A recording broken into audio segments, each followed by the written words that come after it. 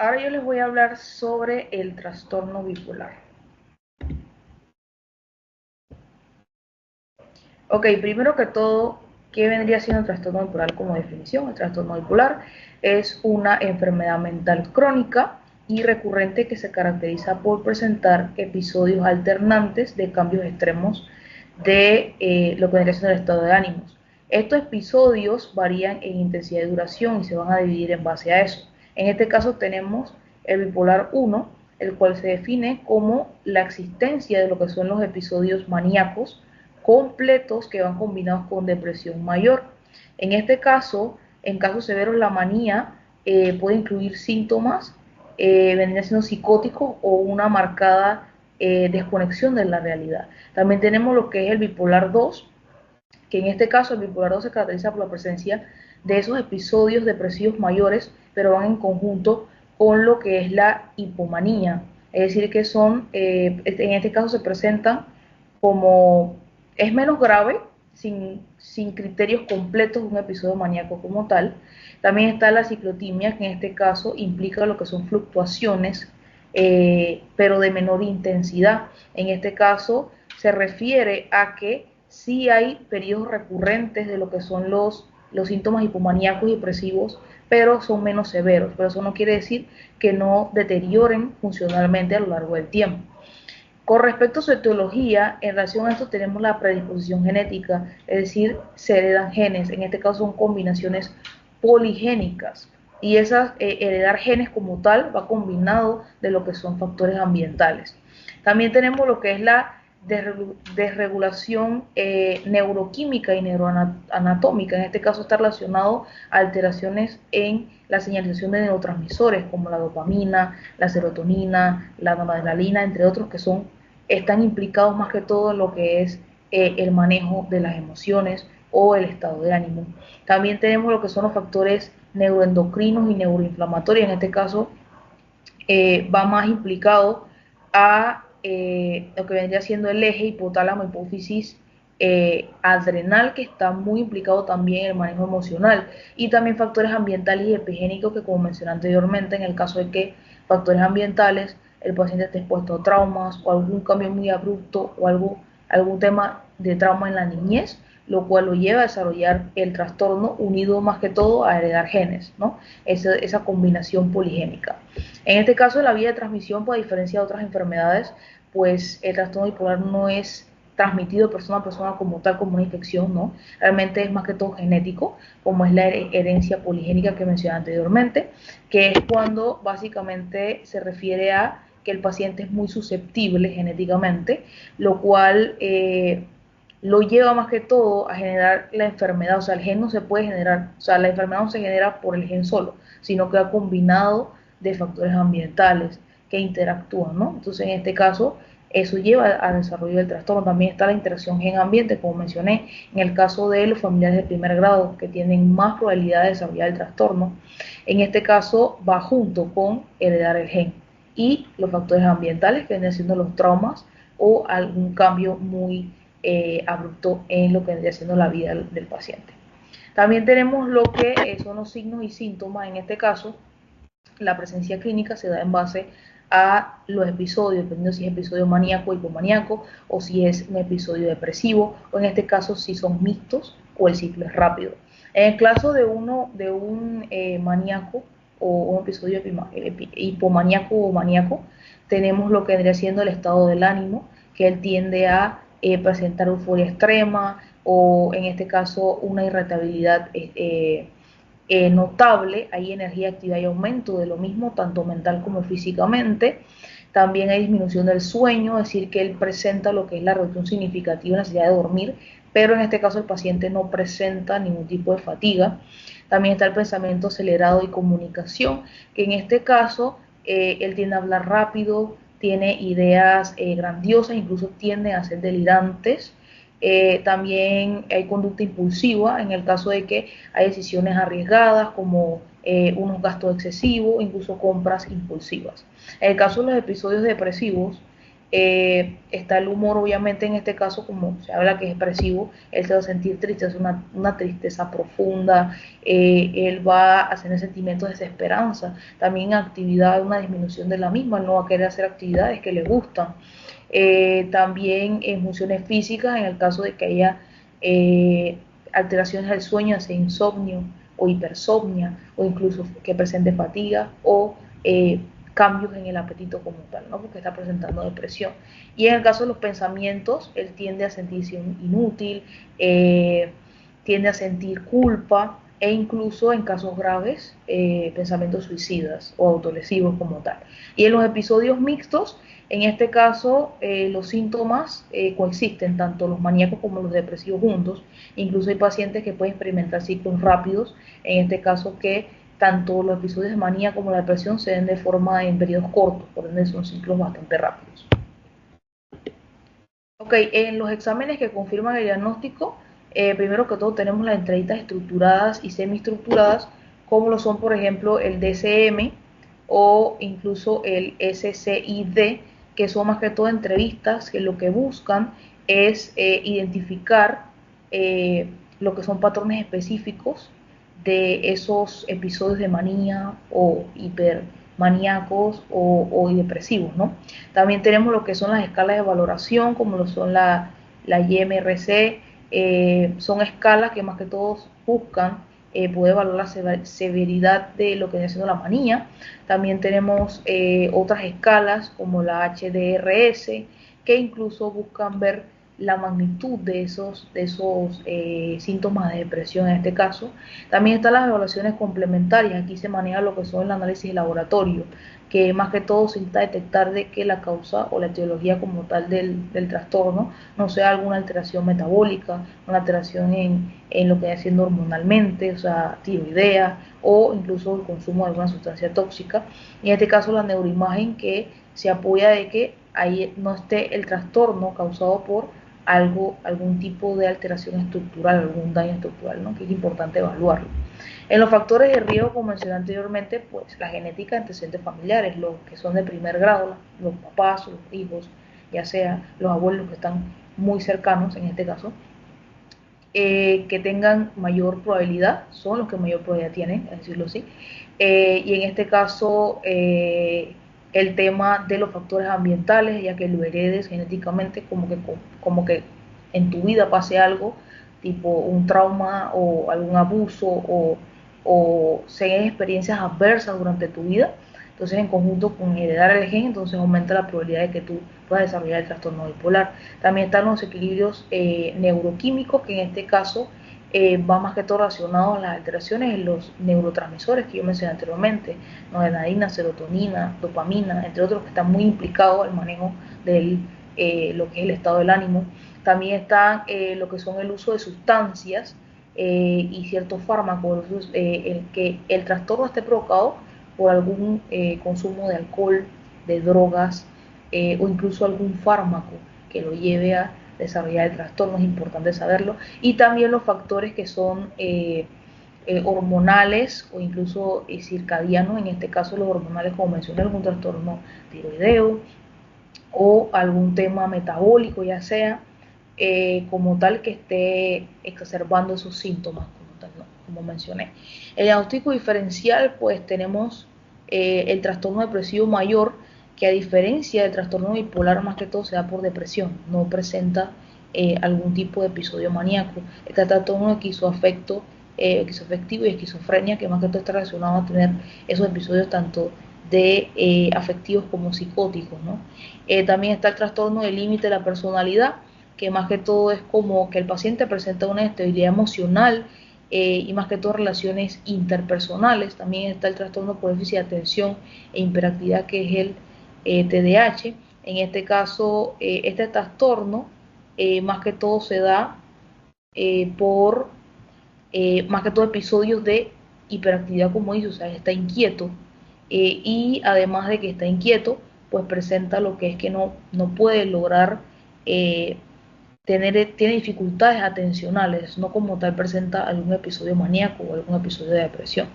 También está el trastorno inducido por sustancias y condiciones médicas. En este caso, como mencioné, es esencial que se detecte clínicamente temprano lo que vendría siendo si el trastorno es causado por algún consumo de drogas, alcohol, o si tiene que ver con algún tema farmacológico, ¿no?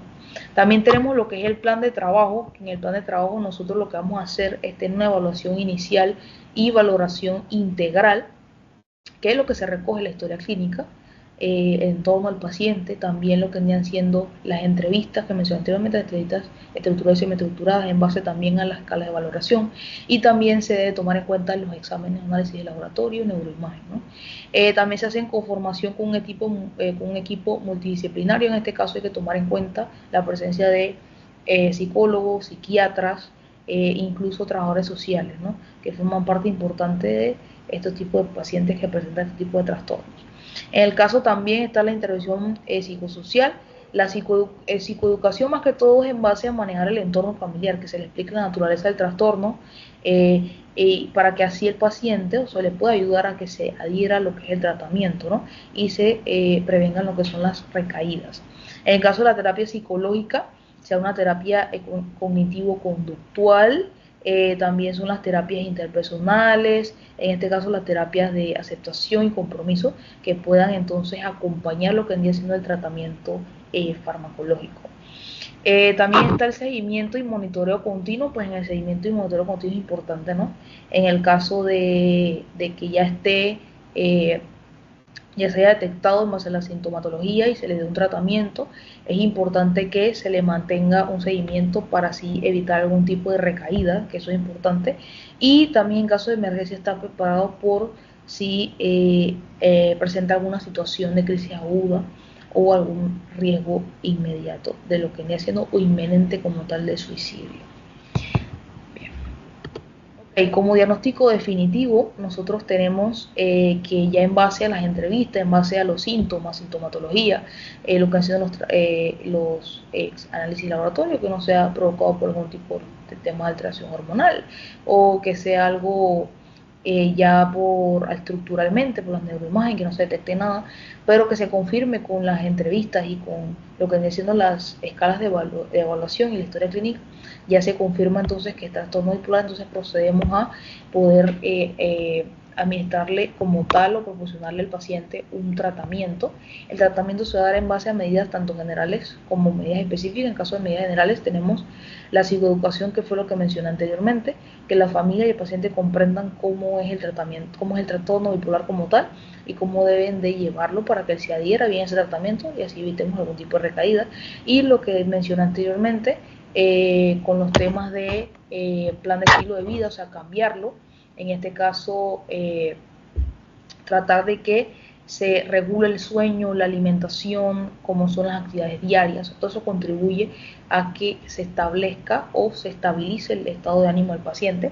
También están las intervenciones psicosociales, tener en cuenta a lo que son psicólogos, psiquiatras y trabajadores sociales como tal, y también a la familia, o sea, su entorno social también es importante para que se adhiera bien al tratamiento y lo lleve, y evitemos que entonces el paciente no entre en una recaída como tal o en algún tema de que se dé eh, un tipo de que el paciente entre en algún tipo de recaída como mencioné, o más que todo que hay un tipo de que se vea que intervenir en urgencias, ¿no? Que tenga un tipo como de cambio. En este caso, en las medidas específicas está lo farmacológico. Esto se va a dividir dependiendo de la fase. En este caso, en la fase maníaca, se tiene a dar lo que son los estabilizadores del ánimo. En este caso tenemos el litio, el ácido valproico, lo que es la carbamazepina, que son opciones de primera línea. También está lo que vendría siendo, la carbamazepina, segunda generación, y la benzodiazepina para reforzar. En el caso de la fase depresiva, se tiene a dar también estabilizadores de ánimo como los que mencioné anteriormente, pero en este caso, en la depresiva, también ellos tienden a dar lo que vendría siendo antidepresivos. Los antidepresivos hay que darlos con cautela, ya que esto puede llegar a que se aumenten los episodios o más que todo se aumente la manía porque estamos quitando la distracción, ¿no? Entonces eso es lo que hay que evitar porque realmente estamos con una persona que está lidiando con un trastorno bipolar, lo cual puede desarrollar cualquiera de los dos episodios. Y tenemos el manejo de episodios mixto, que más que todo ya es como hay que combinar terapéuticas como tal, para que entonces todo en base al perfil sintomatológico del paciente, ¿no? Para que así entonces se pueda llevar a cabo una buen monitoreo del mismo y que entonces ya lleguemos a recuperación y obviamente siempre prestarle atención, o sea, atención especial a lo que es el riesgo de un tipo de autolesión o de suicidio, que es importante siempre tenerlo en cuenta. Muchas gracias.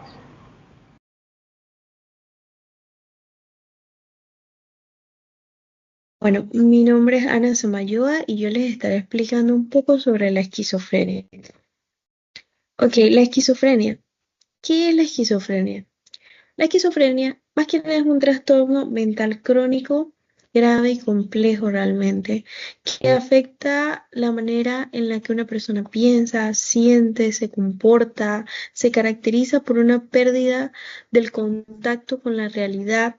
Esto se le puede denominar como la psicosis y suele comenzar entre los 30 años y también desde la adolescencia. Se han se han estudiado casos de niños que desde bebés, desde los meses de nacido, ya presentan estas características, posteriormente crecen y se le detecta a una temprana edad que tienen esquizofrenia. Su causa más que nada o su etiología, más que nada se desconoce hasta el momento, pero se considera que puede ser multifactorial. Ok, ¿cómo podemos mencionar los puntos más específicos de esto? Se puede deber por la genética, que hay un mayor riesgo si hay antecedentes familiares con este trastorno. Ok, su neurobiología, que más que nada se produce alteraciones en los neurotransmisores, específicamente o especialmente en la dopamina y el glutamato. Los factores prenatales y perinatales, podemos mencionar las infecciones virales durante el embarazo y las complicaciones también que se pueden dar en el parto. Tenemos factores psicosociales que pueden ser el estrés, traumas de la infancia o uso de drogas como cannabis o algunos otros alucinógenos. También podemos mencionar su fisiopatología. Ella viene desde las disfunciones en los circuitos dopaminérgicos del cerebro, como la hiperactividad dopaminérgica, que más que nada se produce en el sistema mesolímbico y es asociada con síntomas positivos. Tenemos la hipoactividad dopaminérgica que se sitúa en el sistema mesocortical y esta está asociada a síntomas negativos y cognitivos. Tenemos alteraciones en otras áreas como el hipocampo, la corteza prefrontal y los ganglios basales. Su clasificación más que nada la agrupa dentro de los trastornos del espectro de la esquizofrenia y otros trastornos psicóticos. Al menos dos o más de los siguientes síntomas durante un mes o uno de los tres primeros debe estar presente en esta enfermedad, como delirios, alucinaciones, lenguaje desorganizado, comportamientos graves, gravemente desorganizados más que nada, o catatónicos. Síntomas negativos como afectividad plana, abulia, alogia, etcétera. También esto puede tener una duración aproximadamente de 6 meses y también va a haber afectaciones del sistema del funcionamiento personal, social y laboral en la persona. Ok, tenemos síntomas como síntomas positivos, que es el exceso o distorsión de funciones normales, como delirios, que son las creencias falsas, las alucinaciones, más que nada las alucinaciones auditivas, son muy características de este trastorno. El lenguaje desorganizado, el comportamiento extraño o desorganizado. Los síntomas negativos más que nada son los déficits de funciones normales. como a planeamiento afectivo, alogia, que es la pobreza del habla, abulia, que es la falta de motivación, aendonia, que es la incapacidad para sentir placer, y tenemos el aislamiento social que es clave en esto. Y sus síntomas cognitivos, que es la dificultad para concentrarse, problemas de memoria o de trabajo, y tenemos alteraciones en la toma de decisiones. Ok, como diagnóstico, más que nada se basa en lo clínico, se descarta otras causas médicas, neurológicas y endocrinas o consumo de sustancias mediante evaluaciones psiquiátricas completas, exámenes complementarios como el TAT o la resonancia magnética o cerebral. Puede haber examen de toxicología por análisis de sangre, y en los trastornos que la diferencia de otras enfermedades más que nada son los trastornos esquizoafectivos, trastorno bipolar con síntomas psicóticos, trastornos delirantes, depresión con mayores síntomas psicóticos y trastornos inducidos por sustancias, y también la demencia. Sus tratamientos son farmacológicos, que es el pilar central en este trastorno, y vamos a tener antipsicóticos antipsicóticos típicos como haloperidol y clorpromazina. Vamos a tener los atípicos, que va a ser los más usados en estos casos, que se llama risperidona, aloxapina y quetiapina. Vamos a tener psicoterapia, vamos a tener terapia cognitiva conductual, vamos a tener terapia familiar y psicoeducación, vamos a tener entrenamiento en habilidades sociales, apoyo psicosocial, rehabilitación vocacional, programas de interacción comunitaria. Vamos a tener también los factores de buen pronóstico, inicio agudo, buen funcionamiento de los premorbios, y vamos a tener apoyo familiar y la adherencia al tratamiento. Gracias.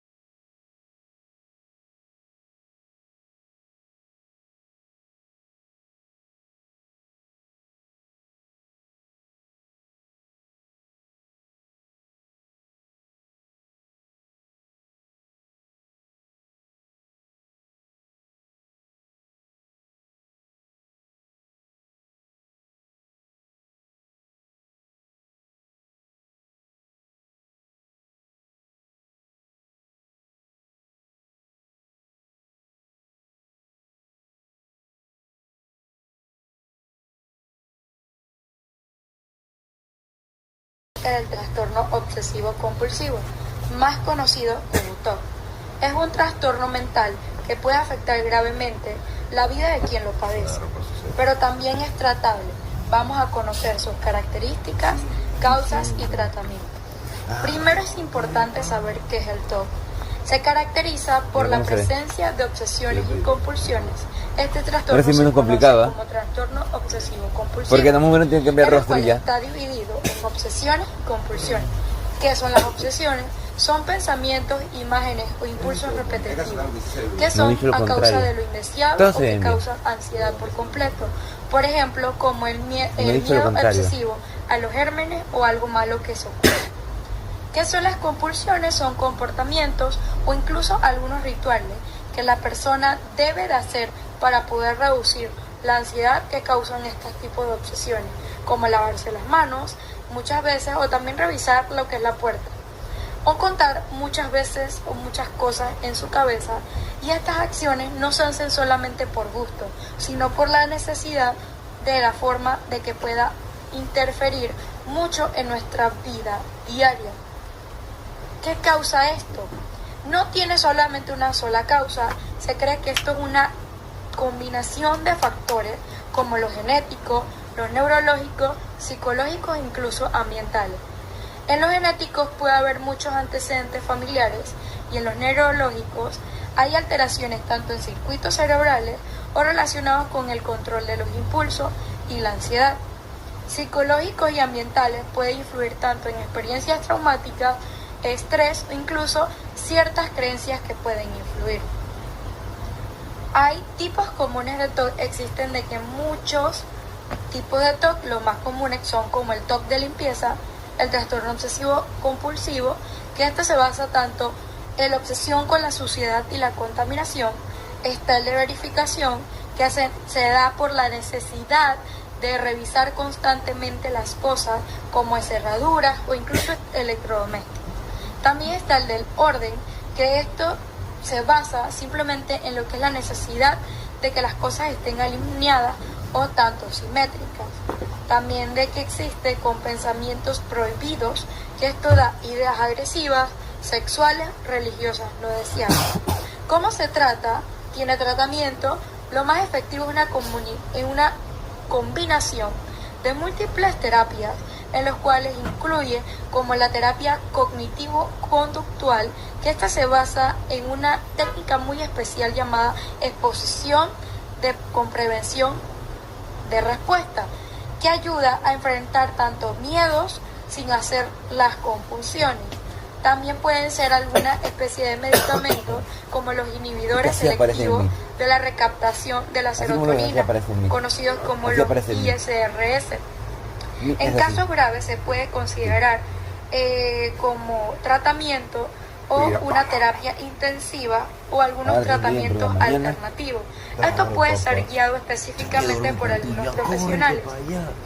El TOC no solamente es simplemente ser ordenado o perfeccionista, es uno de los trastornos más serios que genera mucho sufrimiento en los pacientes y por lo general las personas que lo padecen no están locas, solo necesitan comprensión, ayuda y apoyo profesional.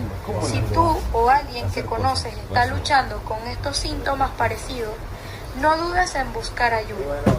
El TOC no define a nadie y también es vivir mejor con el tratamiento adecuado.